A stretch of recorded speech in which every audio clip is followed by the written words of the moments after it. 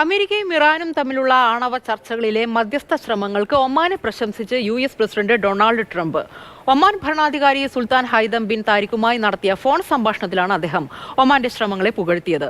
അമേരിക്കയും ഇറാനും തമ്മിലുള്ള രണ്ടാം ഘട്ട ചർച്ചയ്ക്കും ഒമാൻ വേദിയാകുമെന്ന് ഇറാൻ വാർത്താ ഏജൻസി റിപ്പോർട്ട് ചെയ്തു. ഒമാന്റെ നേതൃത്വത്തിൽ അമേരിക്കയും ഇറാനും തമ്മിലുള്ള ചർച്ചകൾ ലക്ഷ്യത്തിലെത്തിക്കാൻ നടത്തുന്ന ശ്രമങ്ങളെ ഭരണാധികാരി സുൽത്താൻ ഹൈതം ബിൻ താരിഖുമായി ടെലിഫോണിൽ സംസാരിക്കുമ്പോഴാണ് പ്രസിഡന്റ് ഡൊണാൾഡ് ട്രംപ് അഭിനന്ദിച്ചത്. ചർച്ചകളുടെ പുരോഗതിയെക്കുറിച്ചും കൂടുതൽ പിന്തുണ നൽകുന്നതിനെക്കുറിച്ചും ഇരു നേതാക്കളും സംസാരിച്ചു. കഴിഞ്ഞ ശനിയാഴ്ചയാണ് ഇറാൻ വിദേശകാര്യമന്ത്രി അബ്ബാസ് അരക്ചിയും മിഡിൽ ഈസ്റ്റിനായുള്ള US പ്രത്യേക പ്രതിനിധി സ്റ്റീവ് വിറ്റ്കോഫും പങ്കെടുത്ത ആദ്യഘട്ട ചർച്ച ഒമാനിൽ നടന്നത്. പ്രാരംഭ ചർച്ചകളെ സൃഷ്ടിപരമെന്നും പരസ്പര ബഹുമാനത്തോടെ നടത്തിയതാണെന്നും ഇറാനിയൻ ഉദ്യോഗസ്ഥർ വിശേഷിപ്പിച്ചു.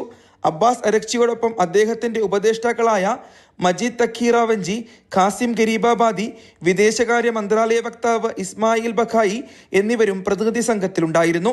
ചർച്ചയിൽ മധ്യസ്ഥത വഹിക്കാൻ കഴിഞ്ഞതിൽ തനിക്ക് അഭിമാനമുണ്ടെന്ന് ഒമാൻ വിദേശകാര്യമന്ത്രി സയ്യിദ് ബദർ അൽ ബുസൈദിയും പ്രതികരിച്ചിരുന്നു. അതേസമയം അമേരിക്കയും ഇറാനും തമ്മിലുള്ള ആണവ ചർച്ചകളുടെ രണ്ടാം ഘട്ടം മസ്കറ്റിൽ തുടരുമെന്ന് ഇറാന്റെ ഔദ്യോഗിക വാർത്താ ഏജൻസി റിപ്പോർട്ട് ചെയ്തു. വിദേശകാര്യ മന്ത്രാലയ വക്താവ് ഇസ്മായിൽ ബഖായിയുടെ പ്രസ്താവന ഉദ്ധരിച്ചാണ് റിപ്പോർട്ട്.